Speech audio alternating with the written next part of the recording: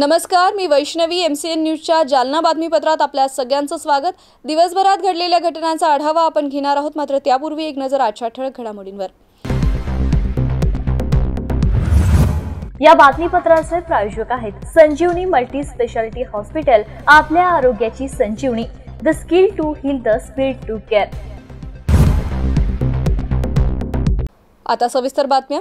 जालन्यात शेतकरी कर्जमाफीसाठी राष्ट्रीय समाज पक्षाने एकदिवसीय धरणं आंदोलन केले. जिल्हाधिकारी कार्यालयासमोर आंदोलन करण्यात आलं. विधानसभा निवडणुकीपूर्वी महायुतीनं राज्यातील शेतकऱ्यांची कर्जमाफी करण्यात यावी असं आश्वासन दिलं होतं, पण आतापर्यंत राज्य सरकारनं शेतकऱ्यांची कर्जमाफी केलेली नाहीये. त्यामुळे राज्य सरकारनं लवकरात लवकर निर्णय घेऊन शेतकऱ्यांची कर्जमाफी करावी या मागणीसाठी राष्ट्रीय समाज पक्षानं जालन्यामध्ये एकदिवसीय धरणं आंदोलन केले. यावेळी जोरदार घोषणाबाजी करण्यात आली. आंदोलनकर्त्यांशी बातचीत केली आमचे प्रतिनिधी साहिल पाटील यांनी. पाहूयात.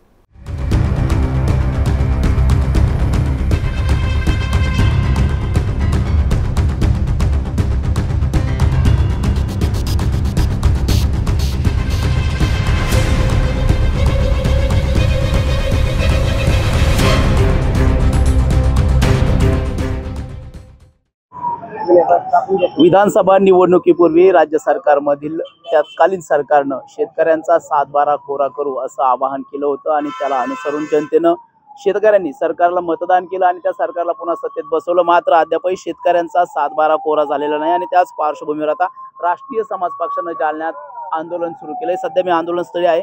आपण येथील नेते आणि शेतकऱ्यांची काय भूमिका आहे हे जाणून घेऊ. सर, समाज पक्षातर्फे आंदोलन सुरू आहे. शेतकऱ्यांचा सातबारा कोरा झाला पाहिजे अशी प्रमुख मागणी आहे. काय भूमिका आहे पक्षाची?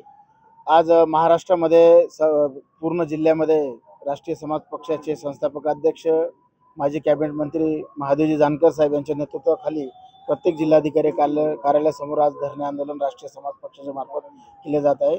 आमची प्रमुख मागणी अशी आहे की शेतकऱ्यांचा सातबारा कोरा होणं गरजेचं आहे.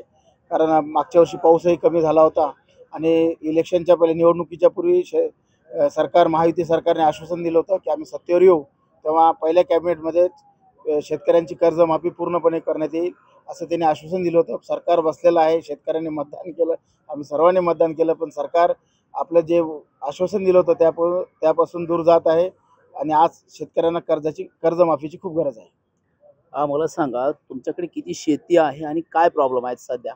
माझ्याकडं 5 एकर शेती आहे, परंतु शेतामध्ये प्रॉब्लेम असा झालेला आहे की सुरुवातीला मे महिन्यामध्ये पाऊस पडला आणि जूनमध्ये आता पावसाने थांबलेला आहे पाऊस. त्यामुळं शेतकरी जो आहे तो अडचणीत आलेला आहे. दुबार पेरणीची वेळ आमच्यावर आलेली आहे आणि शासनाने पहिलेच अगोदर देवेंद्र फडणवीस जे आहे मुख्यमंत्री, त्यांनी आश्वासन दिलं होतं की आम्ही कॅबिनेटमध्ये येताच पहिल्या कॅबिनेटमध्ये शेतकऱ्यांची पूर्ण कर्जमाफी करू, पण त्यांनी काही शब्द पाळलेला नाही आहे. आज राष्ट्रीय समाज पक्षाच्या वतीनं त्यांना आमची कळकळीची विनंती आहे की त्यांनी शेतकऱ्याची सरसकट कर्जमाफी करावी. दादा, तुमचं नाव सांगा आणि काय अपेक्षा आहे सरकारकडून? मी ज्ञानेश्वर सोनटक्के, पुणेगाव. आमचा सातबारा कोरा झाला सर. अजूनही काही शेतकरी आपण त्यांच्या प्रतिक्रिया जाणून घेतो. सर, मला तुमचं नाव सांगा आणि का आंदोलन करताय तुम्ही आज? माझं नाव पुनराम काळे. मला 3 एकर जमीन आहे.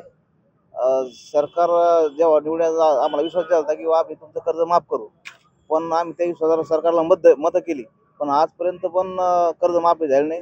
आम्ही परिचयामध्ये मग त्याच्यामुळे आम्ही चित्रकार साहेबाच्या नेतृत्वाखाली आंदोलनात सामील झालो. काय भूमिका आहे तुमची?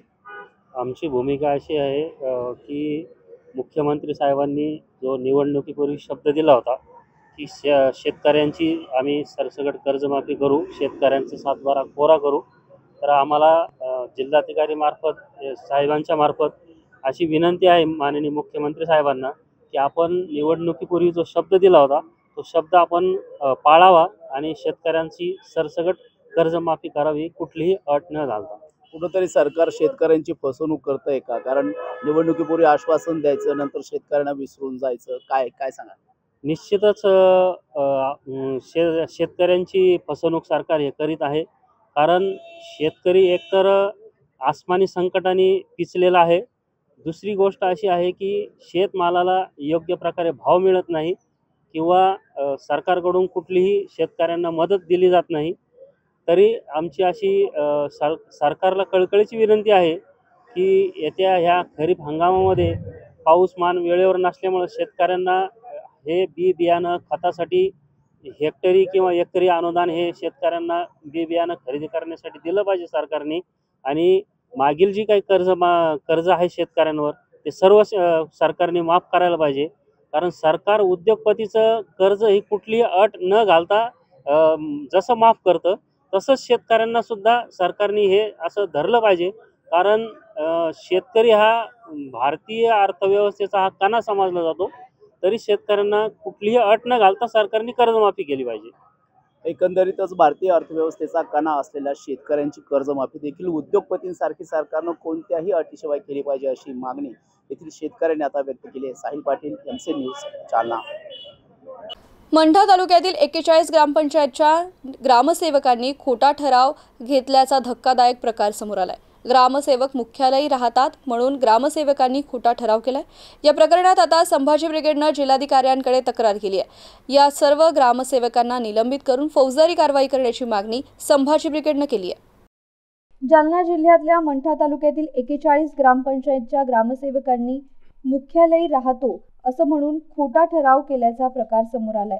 तालुक्यातील अनेक ग्रामसेवक मुख्यालयी राहत नाहीत, मात्र आम्ही मुख्यालयातच राहतो याचा ग्रामसेवकांनी खोटा ठराव घेत शासनाची फसवणूक केली आहे. हा सर्व प्रकार संभाजी ब्रिगेडनं समोर आणला असून सर्व ग्रामसेवकांना निलंबित करून फौजदारी गुन्हे दाखल करावे अशी मागणी जिल्हा संभाजी ब्रिगेडच्या वतीनं जिल्हाधिकारी श्रीकृष्ण पांचाळ यांच्याकडे करण्यात आली आहे. सर, मला काय सांगायला तुमच्या मंठा तालुक्यामध्ये नेमकं काय प्रकार जो आहे तो हा घडलेला आहे? मंठा तालुक्यातील 41 ग्रामपंचायतने ठराव दिलेले ग्रामसेवकाच्या माध्यमातून खोटे ठराव दिलेले, शासनाला फसवलेलं आहे की आम्ही मुख्यालयी राहतोय. मुळात हे 41 ग्रामसेवक मुख्यालयी राहत नाहीत आणि राहत नसल्या कारणाने 1 वर्षापासून संभाजी ब्रिगेड मंठा तालुका तिथले बाळासाहेब खवणे आणि आसाराम झोले त्या ठिकाणी आंदोलन करत आहेत. आणि वेळोवेळी आम्ही शासनाचे पत्र व्यवहार केला. परवा दिवशी कुठेतरी CO साहेबांना शिस्तभंगाची कारवाई करा असं गट विकास अधिकाऱ्यांनी पत्र काढलेलं आहे. आम्ही 1 वर्षापासून आंदोलन करतोय, आमरण उपोषण करतोय, सगळं करतोय. आमचं म्हणणं आहे की शासनाला फसवल्याबद्दल 41 ग्रामसेवकावरती दंडात्मक कारवाई करून फौजदारी गुन्हे दाखल करावे आणि त्यांच्याकडून शासनाचा पैसा, जो लोकांचा पैसा आहे, तो वसूल करण्यात यावा आणि यांच्यावर कडक कारवाई व्हावी असं आमची मागणी आहे. त्यासाठी आम्ही जिल्हाधिकारी साहेबांशी चर्चा करायला आलेलो आहे. ते तात्काळ यांच्या निलंबनाचा कारवाई करून फौजदारी गुन्हे दाखल करावे. तुमचं नाव सांगा. डॉक्टर सुदर्शन तारक, प्रदेश प्रवक्ता, संभाजी ब्रिगेड, महाराष्ट्र. जालना अतिवृष्टी अनुदान वाटप घोटाळ्यामध्ये तत्कालीन निवासी उपजिल्हाधिकारी यांचाही समावेश असू शकतो अशी शक्यता आमदार बबनराव लोणीकर यांनी व्यक्त केली आहे. शिवाय या घोटाळ्यामध्ये सहभागी असणाऱ्या तहसीलदारांसह 76 कर्मचाऱ्यांना निलंबित करून त्यांच्या मालमत्ता जप्त कराव्यात अशी मागणी देखील केली आहे. विशेष म्हणजे आमदार लोणीकर यांची आज जिल्हाधिकारी श्रीकृष्ण पांचाळ यांच्यासोबत तब्बल 3 तास याच विषयावर बैठक झाली. जालन्यातील अतिवृष्टी अनुदान घोटाळ्यात तत्कालीन अप्पर जिल्हाधिकाऱ्यांचा समावेश असू शकतो, त्यामुळे त्यांचीही यात चौकशी व्हायला हवी अशी मागणी भाजप आमदार बबनराव लोणीकर यांनी केली आहे. अतिवृष्टी अनुदान घोटाळा हा तब्बल 100 कोटींचा घोटाळा असून त्यात तलाठ्यांवर कारवाई झाली, मात्र 2 तालुक्यांतील तहसीलदार आणि ग्रामसेवकांवर कोणतीही कारवाई झाली नाही. त्यामुळे या घोटाळ्यात सहभागी असलेल्या 76 कर्मचाऱ्यांवर कारवाई करण्यात यावी अशी मागणी बबनराव लोणीकर यांनी केली आहे. दुसरी गोष्ट आहे की घनसावंगी तालुक्यामध्ये किंवा अंबड घनसावंगीमध्ये कलेक्टरनं त्यांच्या यंत्रणेवर कारवाई केली महसूलच्या लोकांवर, पण जिल्हा परिषदेच्या COंना बोलवलं होतं मी आता बैठकीला. जिल्हा परिषदेचे डेप्टी CO बोलवले होते की विधानसभेत ही चर्चा आहे. तलाठी, मंडळ अधिकारी हे सगळे निलंबित झाले, यांच्या कारवाया झाल्या, विभागीय चौकशी चालू आहे आणि हा आकडा 76 लोकांचा आहे. 76 लोकांवर निलंबनाची कारवाई करावी लागेल. त्याच्यातले जे काही ग्रामसेवक आहेत 31, त्यांच्यावर अद्यापपर्यंत कुठली कारवाई नाही, त्यांना नोटीस नाही.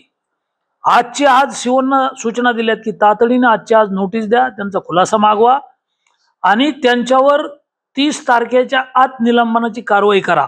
ज्या ग्रामसेवकांनी याच्यामध्ये भ्रष्टाचार केला, अपहार केला, चुकीचं काम केलं, त्यांनाही शिक्षा झाली पाहिजे. कृषी सहाय्यक आज ते जालन्याला नव्हते. मी फोन केला त्यांना की अरे तुम्ही एवढा मोठा घोटाळा झाला, तुमचे कृषी सहाय्यक त्याच्यात अडकलेत, त्यांनी पैसा खाल्ला, लुटले, शासनाला शेतकऱ्याचे पैसे खाल्ले, तुम्ही कुंभकर्णासारखं झोपले. मी आज कृषी अधीक्षक कापसे यांना बोललो अधिवेशनाच्या अगोदर जर नाही ही कारवाई झाली तर शेवटी जिल्हा कृषी अधीक्षक यांच्यावरच कारवाई करा अशी मला मागणी करावं लागेल.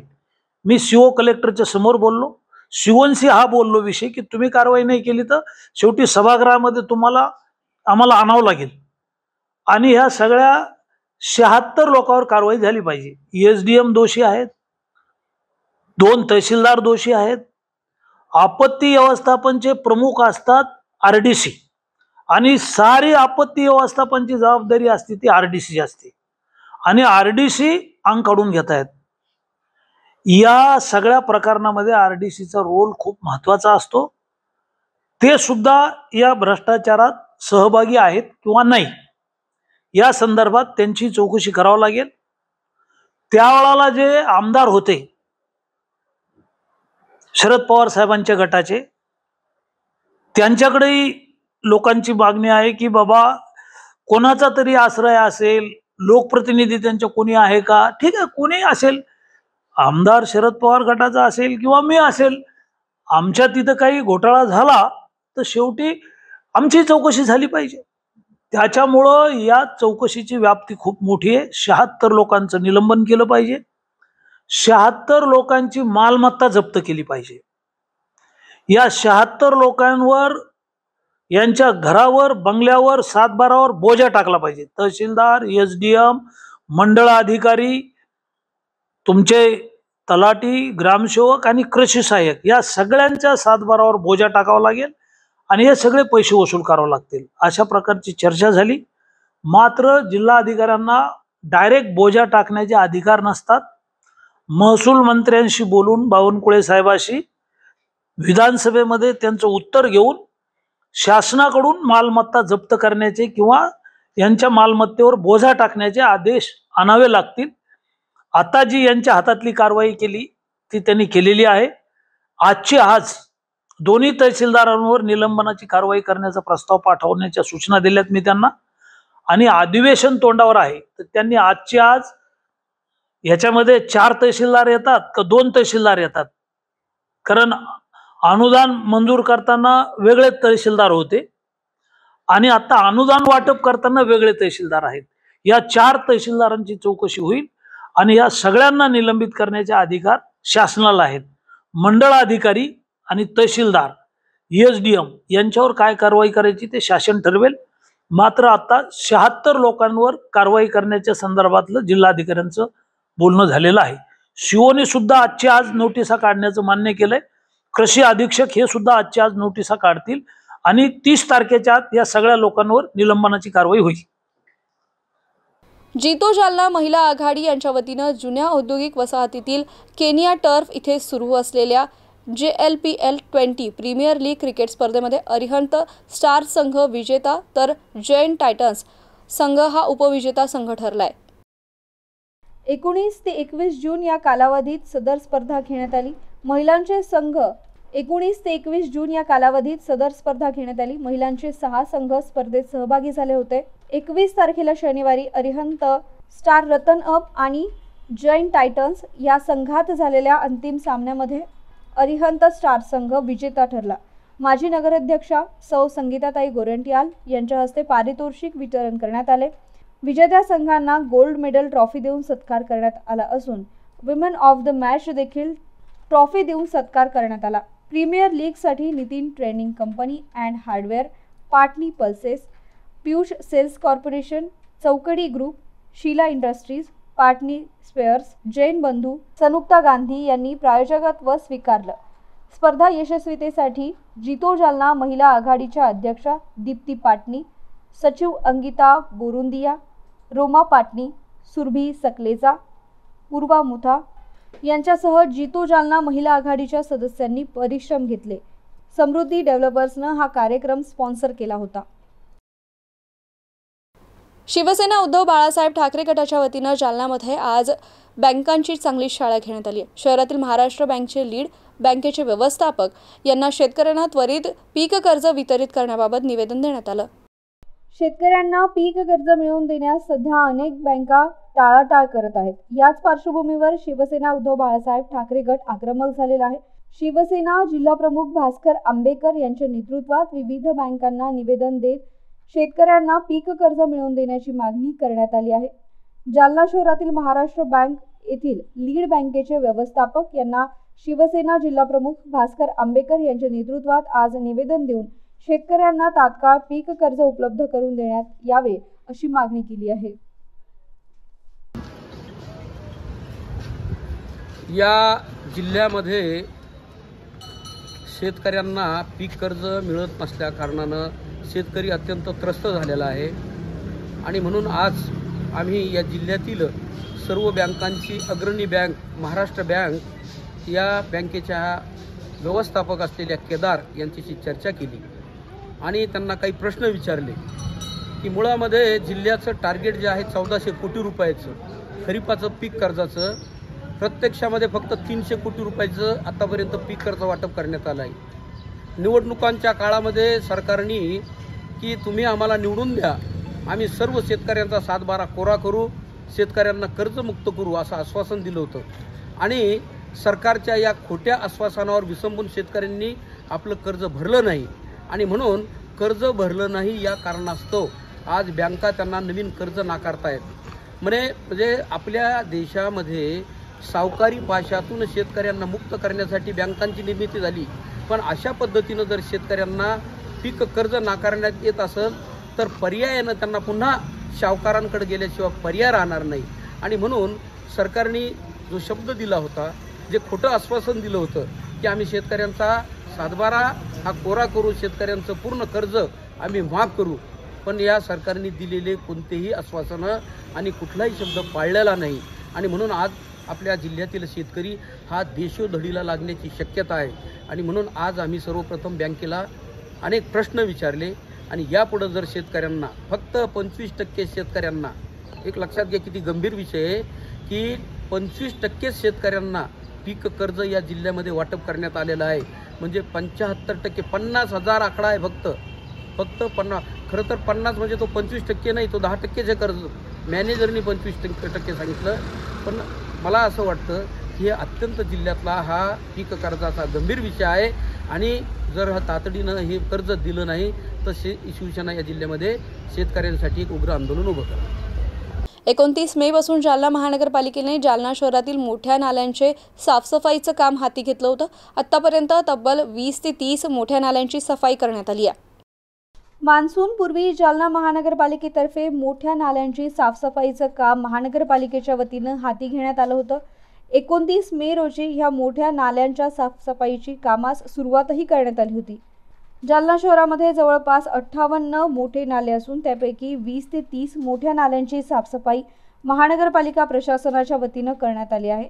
यामध्ये राजाबाग स्वार कब्रस्तान येथील मोठा नाला, मंगळ बाजार येथील मोठा नाला, काझीपुरा, चंदनझिरा, संतोषी माता रोड जवळील ईदगाह परिसरातील मोठा नाला, भोईपुरा, नॅशनल नगर, विद्युत कॉलनी, कंचन नगर, जमुना नगर, घायाळ नगर, भरत नगर, आनंद नगर, संजय नगर, हनुमान घाट, कैकाडी मोहल्ला, चमडा बाजार अशा विविध ठिकाणच्या परिसरातील मोठ्या नाल्यांची साफसफाई करण्यात आली असून मोठ्या नाल्यांतून काढलेला गाळ कचरा हा सुकल्यानंतर गांधीनगर येथील डम्पिंग ग्राउंडवर नेऊन टाकण्यात आला असून अजूनही 20 ते 25 मोठ्या नाल्यांची साफसफाई करणार असल्याचं सहाय्यक आयुक्त सुप्रिया चव्हाण यांनी सांगितलंय.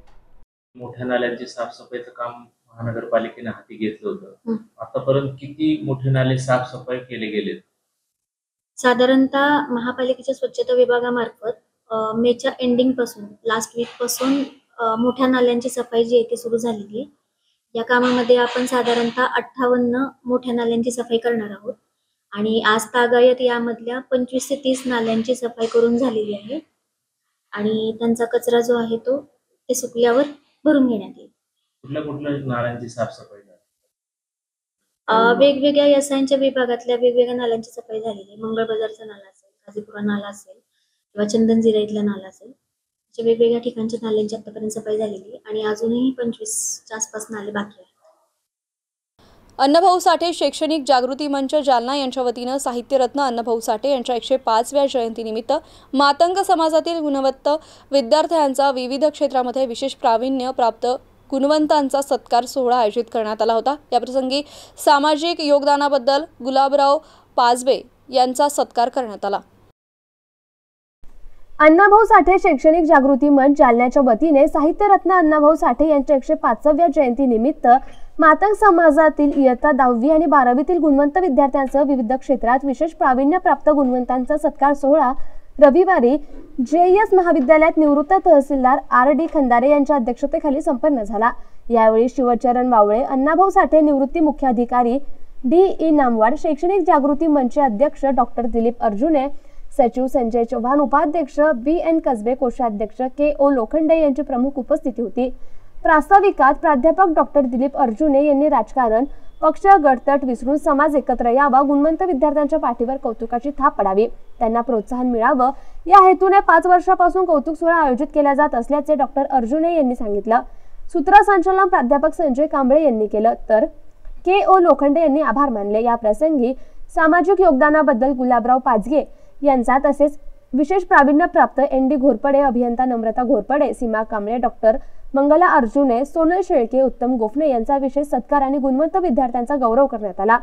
कार्यक्रमाच्या यशस्वीतेसाठी मंचाचे GB Paithane, NL Hiwale, AA Chavan, doctor Sanjay Kamble, GM Kamble, BK Lokhande, Sunil Kamble, Bharat Salve, प्राध्यापक Vilas Kamble, Vilas Jadhav, SK Aware, doctor BD Totre, Ramkisan Kamble, प्राध्यापक सतीश लोंढे, ॲडव्होकेट अभिषेक नामवाड, ॲडव्होकेट संकेत शिंदे यांनी परिश्रम घेतले। यावेळी विद्यार्थ्यांसह समाज बांधवांची मोठ्या संख्येने उपस्थिती होती।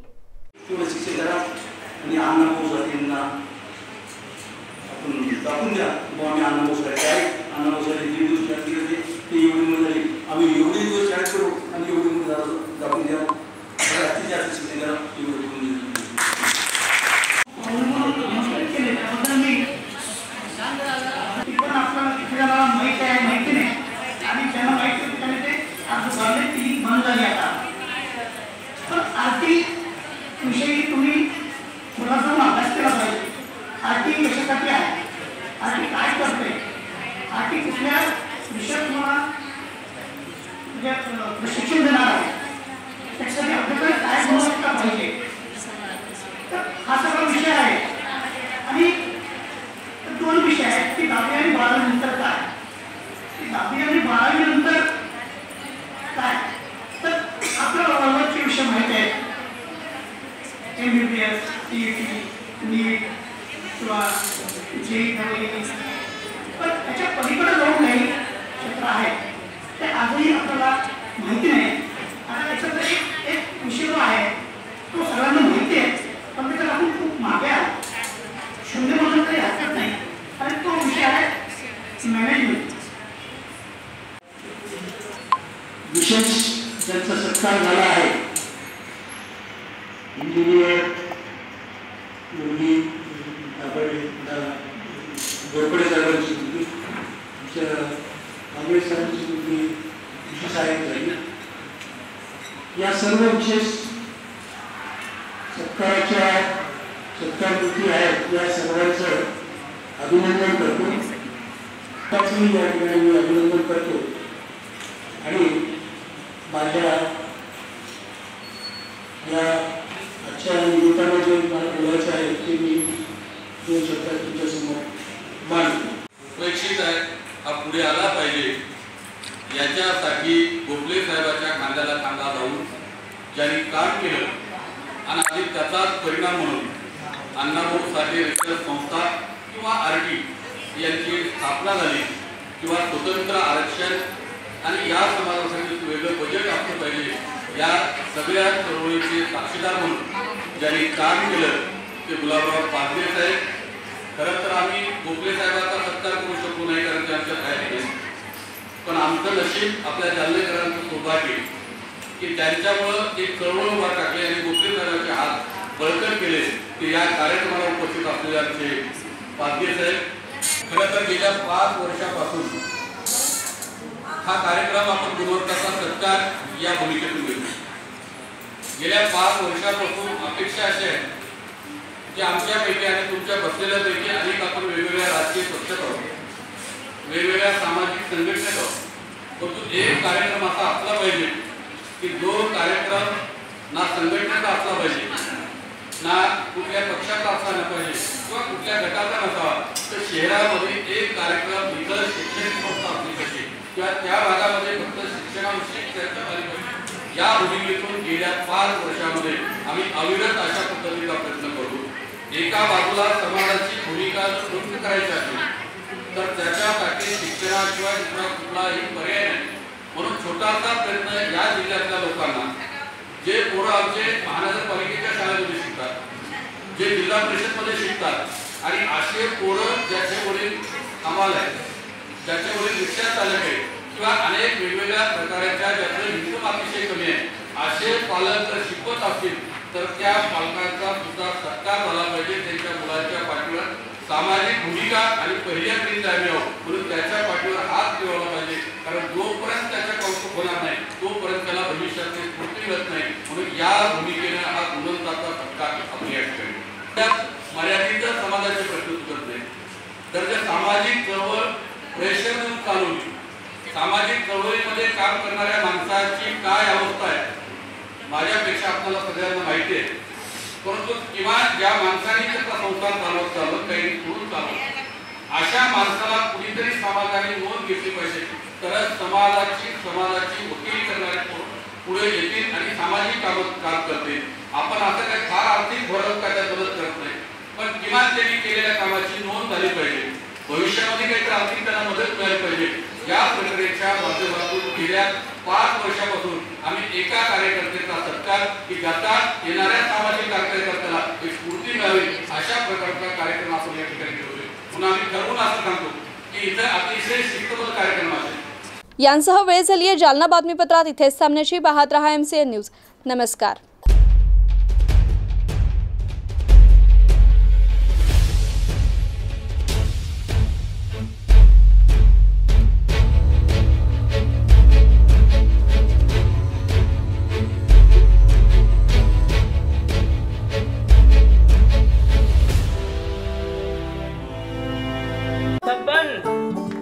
आपको कलेक्टर साहिबा के हाथों से इनामी घर मिल रहा है। आपका घर बहुत सुंदर होगा ना? अरे नहीं बेटा, हम तो बहुत छोटे आदमी हैं। चाचू डोंट वरी, मैं बड़ी होकर आपके लिए और सबके लिए मजबूत और सुंदर घर बना के दूंगी। कालिका सरिया लाना मत भूलना। कालिका TMT सरिया कंक्रीट से करे मजबूत जोड़ और भूकंप संग आग से लड़कर घर को दे दीर्घायु। कालिका सरिया मैं भूली नहीं। बेटिया आप कलेक्टर। कालिका TMT, फैसला जो मजबूत हो। संजीवनी मल्टी स्पेशालिटी हॉस्पिटल, ऋषि park, Ambad चौफुली, Jalna.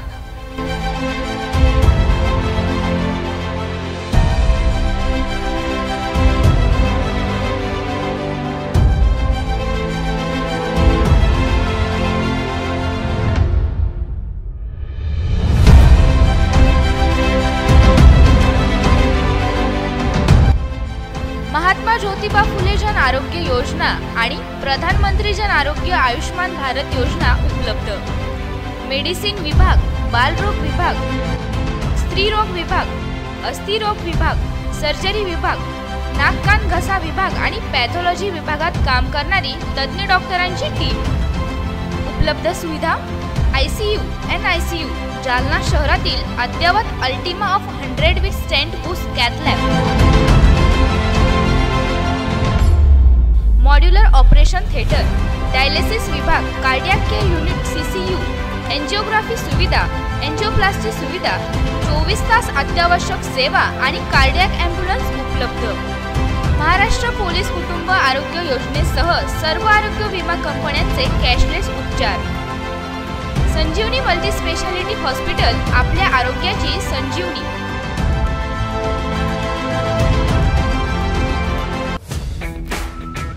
Kothari international dream school CBSE pattern शैक्षणिक वर्ष 2025-26 साठी प्रवेश देणे सुरू। शैक्षणिक वर्षासाठी LKG ते 9वी पर्यंत ऍडमिशन सुरू। आमचे वैशिष्ट्य जालना शहरातील पहिली हायटेक वायफाय कॅम्पस असलेली इंग्लिश शाळा, डिजिटल क्लासरूम आणि iPad सुविधा उपलब्ध, वातानुकूलित क्लासरूम, बस सुविधा देखील उपलब्ध, क्षेत्र भेट आणि गेस्ट लेक्चर, विद्यार्थ्यांचा सर्वांगीण विकास। NCERTच्या धर्तीवर CBSE पॅटर्नची सुविधा उपलब्ध, अनुभवी शिक्षक वृंद, प्रशस्त क्लासरूम आणि प्रशस्त मैदान, रोबोटिक्स आणि कोडिंग यासह अनेक सुविधा विद्यार्थ्यांसाठी उपलब्ध। आपल्या मुलाच्या उज्ज्वल भविष्यासाठी एकदा अवश्य भेट द्या।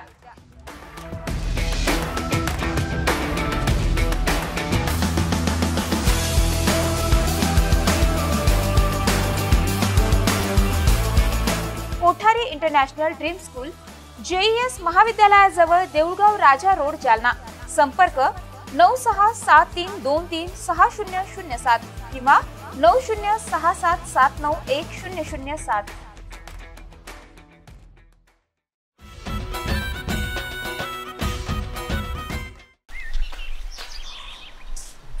दादा, हे बेस्ट कॉलेज आहे।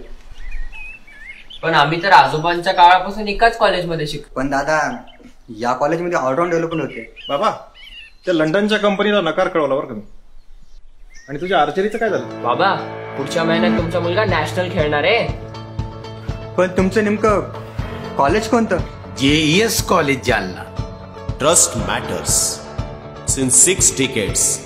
JES college Jalna.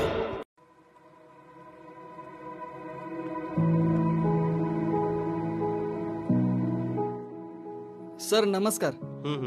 इथे कस काय? हेच ते कॉलेज जिथे माझं स्वप्न पूर्ण झालंय।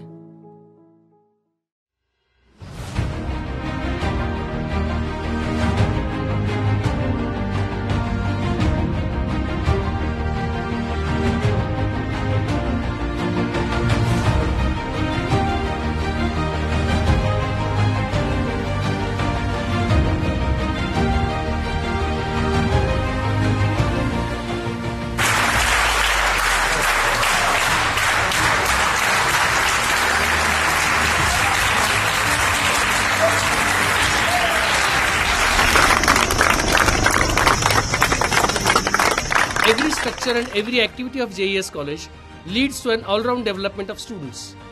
An esteemed heritage of institutions in Jalna offers education for classes 11th and 12th with arts, science, commerce and MCVC with special emphasis on bifocal courses. Additionally, institution also provide UG program in BA, BSc, BCom and BCA as well. PG program in MA, MSc and MCom aligned with NEP 2020. It's a legacy of excellence and bright career.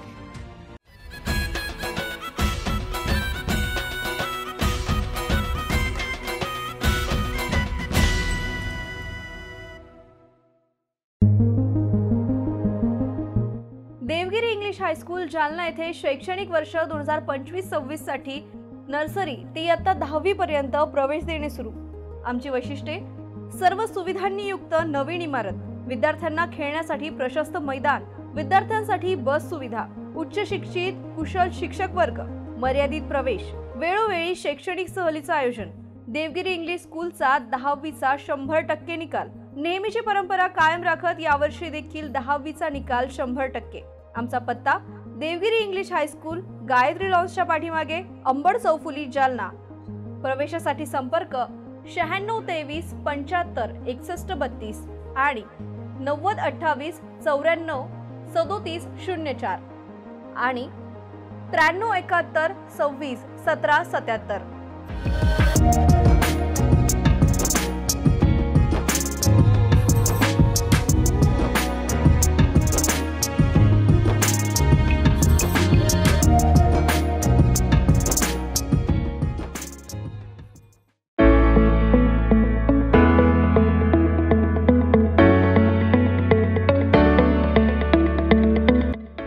Matsyodari शिक्षण संस्था संचलित अंकुशराव टोपे महाविद्यालय जालना कनिष्ठ आणि वरिष्ठ महाविद्यालयात प्रवेश देणे सुरू। महाविद्यालयास बँगलोर येथील नॉर्थ मार्फत पूर्ण मूल्यांकनात 3रा सायकल मध्ये अ दर्जा प्राप्त करणारे जालना जिल्ह्यातील प्रथम महाविद्यालय तसेच डॉक्टर बाबासाहेब आंबेडकर मराठवाडा विद्यापीठाच्या शैक्षणिक अंकेक्षणात अ दर्जा प्राप्त केला असून ISO प्रमाणे 2009-2015 प्रमाणे निसर्गरम्य वातावरणातील महाविद्यालयात आपला प्रवेश आजच निश्चित करा. कनिष्ठ महाविद्यालयात कला, वाणिज्य, विज्ञान आणि HSC व्हेकेशनल साठी 11वी व 12वी वर्गात प्रवेश देणे सुरू आहे. विज्ञान शाखेसाठी क्रॉप सायन्स, इलेक्ट्रॉनिक विषयांची विशेष उपलब्धता. 11वी आणि 12वी साठी व्यवसायाभिमुख courses, accounting, financial and office management, marketing and retail management, logistic material management यासाठी विशेष प्रवेश देणे सुरू. वरिष्ठ महाविद्यालयात BA, BCom, BSc, BCA या वर्गातून नवीन शैक्षणिक धोरणानुसार प्रवेश देणे सुरू आहेत. BA प्रथम वर्षात प्रवेशासाठी आपल्याकडे अनेक विषय उपलब्ध आहेत, जसे की मराठी, हिंदी, इंग्रजी, उर्दू, भूगोल, मानसशास्त्र, इतिहास, समाजशास्त्र, राज्यशास्त्र, लोकप्रशासन आणि अर्थशास्त्र या सर्व विषयांची उपलब्धता. पदव्युत्तर विभाग MA यासाठी उपलब्ध विषय आहेत मराठी, हिंदी, इंग्रजी, भूगोल, इतिहास, मानसशास्त्र, अर्थशास्त्र, समाजशास्त्र, राज्यशास्त्र, लोकप्रशासन. MCom, MSc संगणक शास्त्रामध्ये प्रवेश देणे सुरू आहे. PhD साठी उपलब्ध संशोधन केंद्र, संशोधन विषय इंग्रजी, भूगोल, मानसशास्त्र, इतिहास, समाजशास्त्र, मराठी, हिंदी, वाणिज्य, लोकप्रशासन, अर्थशास्त्र. विद्यार्थ्यांच्या व्यक्तिमत्व विकासासाठी महाविद्यालयातर्फे विशेष प्रयत्न. क्रीडापटूंसाठी भव्य क्रीडा सुविधा, संगणकीकृत ग्रंथालय, मुलींसाठी स्वतंत्र वसतिगृहाची व्यवस्था. आमचा पत्ता मोतीबाग रेल्वे ओव्हरब्रिज जवळ, जुना जालना. प्रवेश माहितीसाठी संपर्क उपप्राचार्य डॉक्टर संजय पाटील 82 75 51 56 92. उपप्राचार्य प्राध्यापक पांडुरंग खोजे 94 21 68 85 68. प्राचार्य डॉक्टर दादासाहेब गजहंस 87 88 11 97 61. अंकुशराव टोपे महाविद्यालय जालना. प्रवेशासाठी आजच संपर्क करा.